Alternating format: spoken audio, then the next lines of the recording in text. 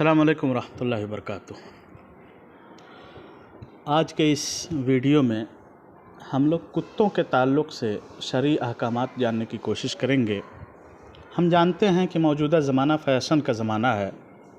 मग़रिबी तहज़ीब को अपनाने के नतीजे में बहुत से रस्म व रवाज और फ़ैशन व कल्चर मुस्लिम समाज व मुआशरे को अपने नरग़े में लिए जा रहे हैं। इन्हीं नाम नहाद फ़ैशन में से एक फ़ैशन डॉग कल्चर है। आप देखेंगे कि लोग शौकिया तौर पर कुत्ता पालते हैं, अपने साथ उन्हें खिलाते हैं। कुत्तों को बसा औक़ात इंसानों से ज़्यादा इज़्ज़त व तकरीम देते हैं। उनके आराम व आसाइश, चैन व सुकून का मुकम्मल पास व लिहाज रखते हैं। डॉग कल्चर मग़रिबी तहज़ीब का हिस्सा था, लेकिन रफ्ता रफ्ता अब यह वबा बर्र-ए-सग़ीर हिंद पाक में भी फैल चुकी है। मौजूदा वक्त में आप हर जहार जानिब इस वबा के मज़ाहिर देख सकते हैं। नई नस्ल का कुत्तों के ताल्लुक़ से उल्फ़त व लगाव का आलम यह है कि उन्हें अपने साथ सुलाते हैं, मॉर्निंग वॉक पर उन्हें अपने साथ रखते हैं, उम्दा किस्म के साबुन से नहलाते हैं और तो और लोग कुत्तों से बोसो किनार भी होते हैं। कुत्तों के ताल्लुक़ से मौजूदा ज़माने में पाई जाने वाली इन्हीं ख़राबियों के पेश नज़र झैल में हम ये जानने की कोशिश करेंगे कि मज़हब इस्लाम कुत्तों के ताल्लुक़ से क्या कहता है। एक मुसलमान का कुत्तों के बारे में क्या सोच होनी चाहिए। हदीस की किताबों में यह वाक़या मशहूर है कि एक दफ़ा जिब्रील अलैहिस्सलाम नबी अकरम सल्लल्लाहु अलैहि वसल्लम से ख़ास वक्त में मिलने का वादा कर गए, लेकिन उस वक्त जिब्रील अलैहिस्सलाम तशरीफ़ नहीं लाए, जिससे रसूल अकरम सल्लल्लाहु अलैहि वसल्लम को हद दर्जा परेशानी हुई। बेइत्मीनानी में घर से निकले, रास्ते में आपकी मुलाकात जिब्रील अलैहिस्सलाम से हुई। आपने उनसे पूछा, आप मेरे पास आने का वादा कर गए, जिसकी वजह से आपके इंतज़ार में बैठा रहा, लेकिन आप तशरीफ़ नहीं लाए। जिब्रील अलैहिस्सलाम ने आपको बताया, आपके घर में कुत्ते का एक पिल्ला है और यही वजह है कि हस्ब वादा आपसे मिलने ना आ सका, क्योंकि हम फरिश्ते उस घर में दाखिल नहीं होते जिसमें कुत्ते या तस्वीरें हों। आप देखें कि इस हदीस से ये मालूम होता है कि जिस घर में कुत्ते हों उस घर में फ़रिश्ते दाखिल नहीं होते हैं। बल्कि आप देखेंगे तो आपको मालूम चलेगा कि इब्तदाई इस्लाम में कुत्तों को मारने का हुक्म था।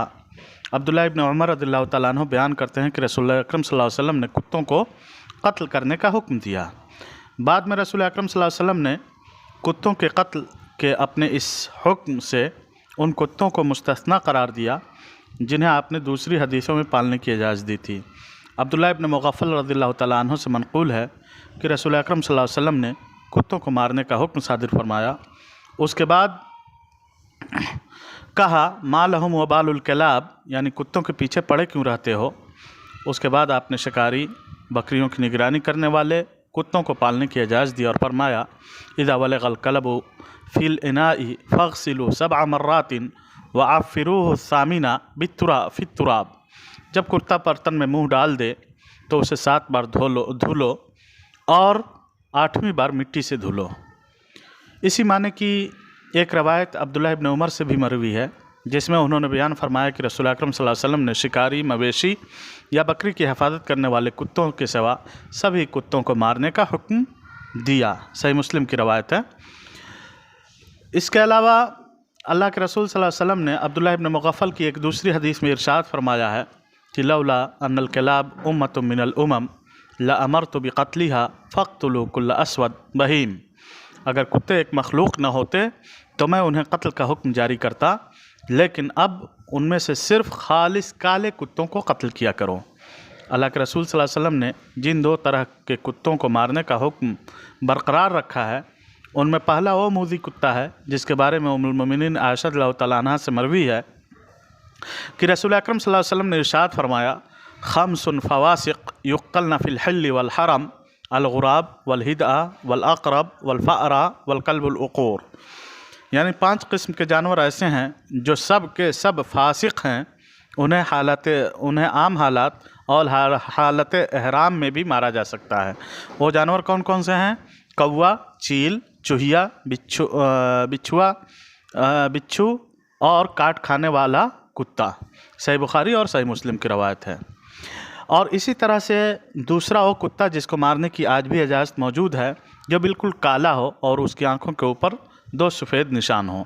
जाबिर बिन अब्दुल्लाह बयान करते हैं कि अल्लाह के रसूल सल्लल्लाहु अलैहि वसल्लम ने हमें कुत्तों को मारने का हुक्म दिया। चुनांचे हमारी हालत ये थी कि अगर कोई औरत देहात से अपने कुत्ते के साथ आती तो हम उसके कुत्ते को मार डाला करते थे। फिर अल्लाह के रसूल सल्लल्लाहु अलैहि वसल्लम ने कुत्तों को मारने से रोक दिया और फरमाया अलैकुम बिल अस्वदिल बहीम ज़िन नुक्ततैन फ़इन्नहु शैतान, यानी तुम लोग खालिस काले 2 निशान वाले कुत्तों को ही मारा करो क्योंकि वो शैतान होता है। इन हदीसों से मालूम हो गया कि इब्तदाई इस्लाम में अल्लाह के रसूल सल्लल्लाहु अलैहि वसल्लम ने जो मुतलक़न कुत्तों को मारने का हुक्म सादिर फरमाया था वो उसको ख़त्म कर दिया, मनसूख कर दिया और बाद में सिर्फ 2 तरह के कुत्तों को मारने की इजाज़त दी। एक जो कुत्ता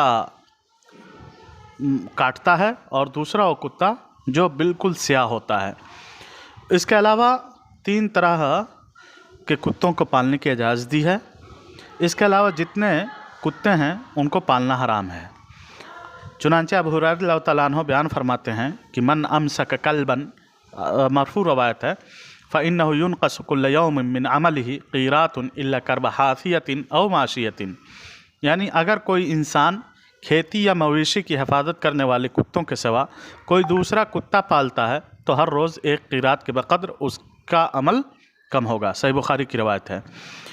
अबू हुरैरा रज़ियल्लाहु तआला अन्हु से ही एक दूसरी हदीस मरवी है कि नबी अकरम सल्लल्लाहु अलैहि वसल्लम ने इरशाद फरमाया मन इक़्तना कल्बन लैसा बिकल्ब सैदिन वला माशियतिन वला अर्दिन फ़इन्नहु युनक़सु मिन अजरिही क़ीरातान कुल्ल यौम, कोई इंसान शिकारी, मवेशियों की निगरानी या खेती बाड़ी की हिफाजत करने वाले कुत्तों के सिवा कोई दूसरा कुत्ता पालता है तो हर रोज़ 2 क़ीरात उसकी नेकियों से कम होंगे। सही मुस्लिम की रवायत है।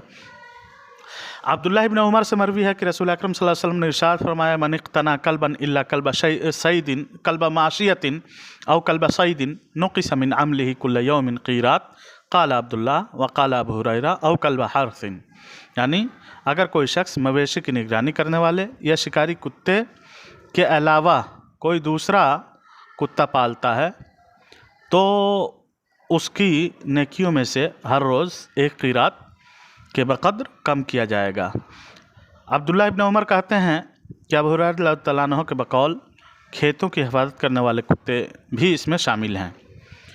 साबका हदीसों से ये बात वाज़ेह हो जाती है कि 3 किस्म के अलावा हर तरह के कुत्ते पालना हराम है। अगर कोई शख्स शौकिया तौर पर या फ़ख्र मुबाहात के लिए कुत्तों को पालता है तो यह उसके सवाब में कमी का बाइस बनता है।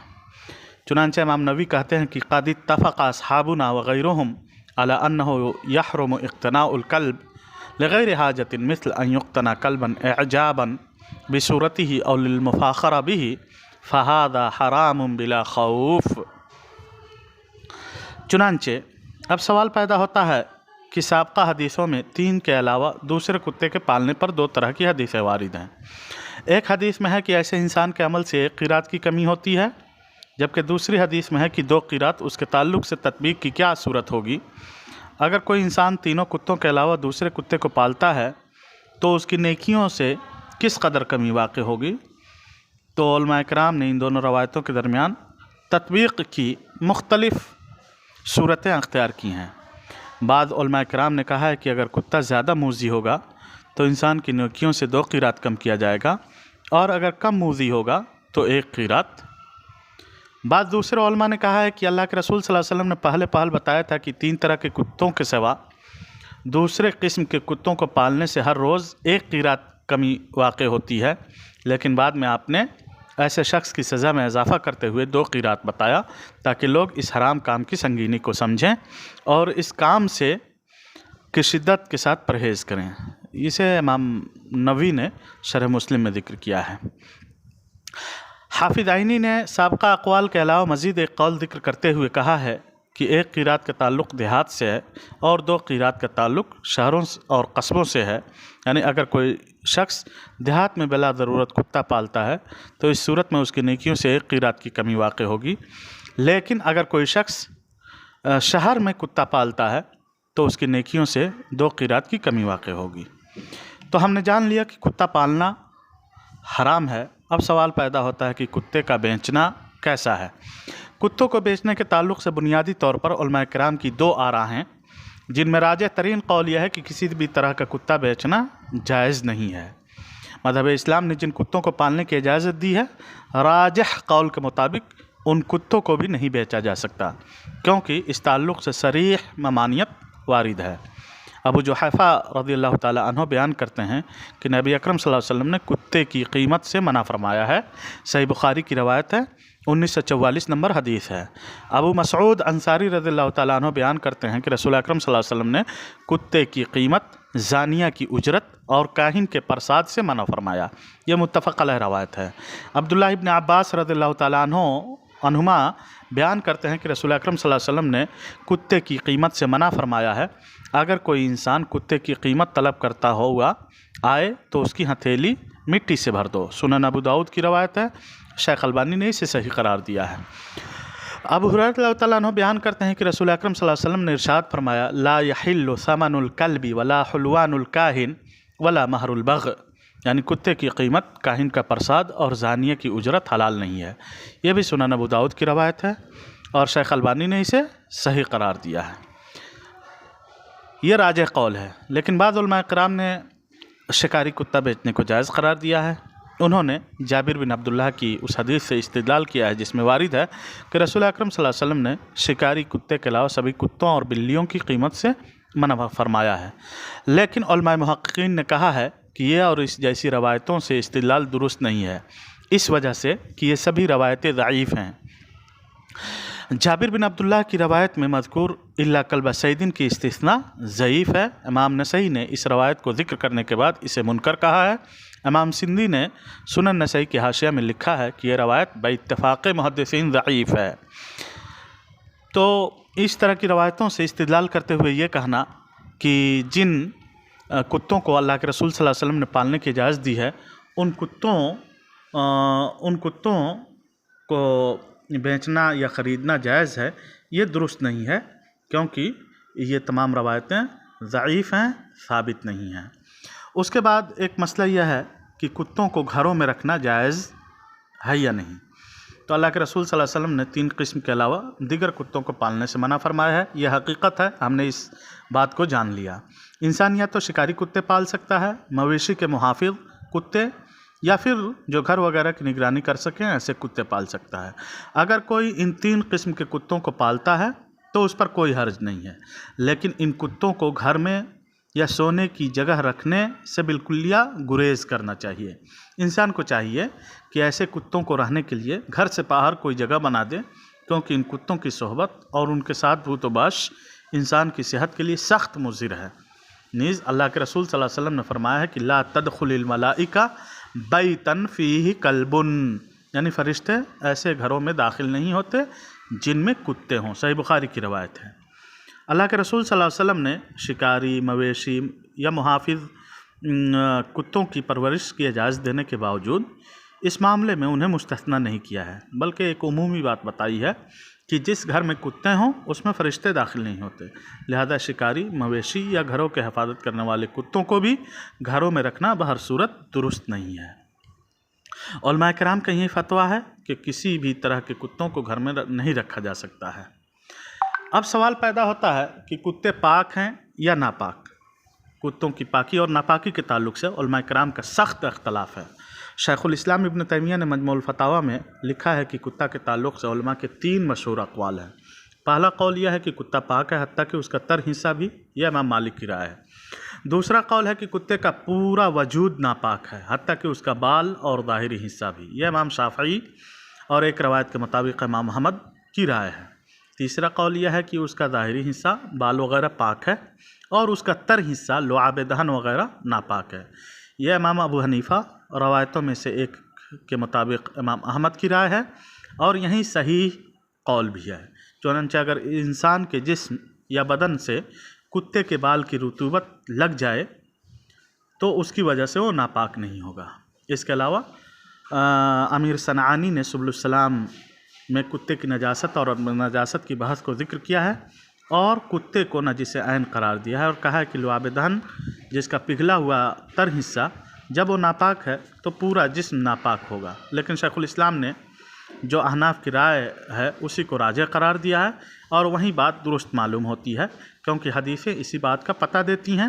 عبداللہ ابن عمر رضی اللہ تعالیٰ عنہ بیان کرتے ہیں کہ رسول اکرم صلی اللہ علیہ وسلم کے زمانے میں کتے مسجد میں آتے جاتے تھے، لیکن لوگ ان جگہوں پر پانی نہیں چھڑکتے تھے۔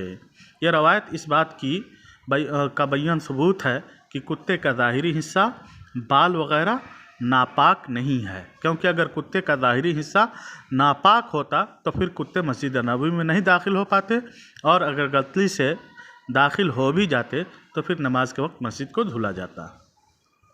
جہاں تک کتے کے تر حصے یعنی لعاب دہن وغیرہ کے ناپاک ہونے کی دلیل ہے، تو حدیثیں ہیں جن میں شریعت اسلامیہ نے حکم دیا ہے کہ اگر کسی کے برتن میں کتا منہ ڈال دے تو اسے 7 مرتبہ پانی سے اور 1 مرتبہ مٹی سے دھلا جائے۔ کتے کا جوٹھا کیسے صاف کریں؟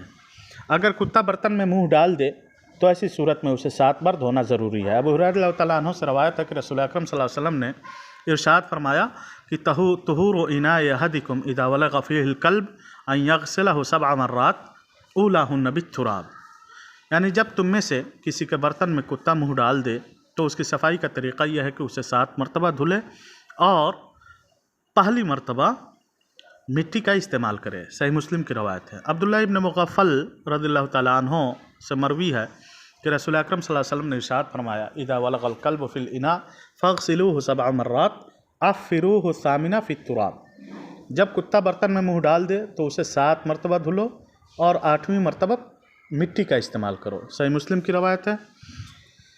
ان حدیثوں سے معلوم ہوتا ہے کہ اگر کتا برتن میں منہ ڈال دیتا ہے تو اس کے صفائی کا طریقہ یہ ہے کہ 1 مرتبہ مٹی سے اور بقیہ مرتبہ اسے پانی سے صاف کیا جائے، لیکن مٹی کا استعمال کس دفعہ کیا جائے تو اس کے تعلق سے راجح قول یہ ہے کہ پہلے مرتبہ ہی مٹی کا استعمال کیا جائے اور باقی مرتبہ پانی سے صاف کیا جائے، کیونکہ اگر 7ویں مرتبہ ہم مٹی کا استعمال کریں گے تو 8ویں مرتبہ دھونا لازم آئے گا، اور جو کہ حدیثوں سے ثابت نہیں ہے۔ اب اگلا سوال یہی تھا کہ کتا جس برتن میں منہ ڈال دے تو کیا اسے 7 مرتبہ دھونا ضروری ہے؟ تو ہاں، اگر کتا کسی برتن میں منہ ڈال دے تو اسے 7 مرتبہ دھونا ضروری ہے۔ البتہ بعض روایتوں میں معلوم ہوتا ہے کہ 7 مرتبہ دھونا ضروری نہیں ہے۔ چنانچہ ابو ہریرہ تعالیٰ عنہ سے روایت ہے کہ اگر کتا برتن میں منہ ڈال دے تو اسے 3 بار دھوا جائے۔ شرح معانی الاثار وغیرہ کی روایت ہے، لیکن ابو ہریرہ کے تعلق سے یہی کہا جائے گا اس روایت کے تعلق سے کہ راوی کی روایت کا اعتبار ہوگا، اس کے فتوے اور خیال کا اعتبار نہیں ہوگا۔ اسی طرح سے ابو ہریرہ سے ایک فتویٰ یہ بھی منقول ہے کہ انہوں نے کتے کے جوٹھے کے لیے برتن کو 7 مرتبہ دھونے کا حکم دیا ہے۔ دوسری روایت میں ہے کہ رسول اکرم صلی اللہ علیہ وسلم نے ارشاد فرمایا آپ اس برتن کے بارے میں فرمایا جس میں کتا منہ ڈال دے کہ اسے 3 بار، 5 بار یا 7 بار دھویا جائے، حالانکہ یہ روایت ضعیف ہے۔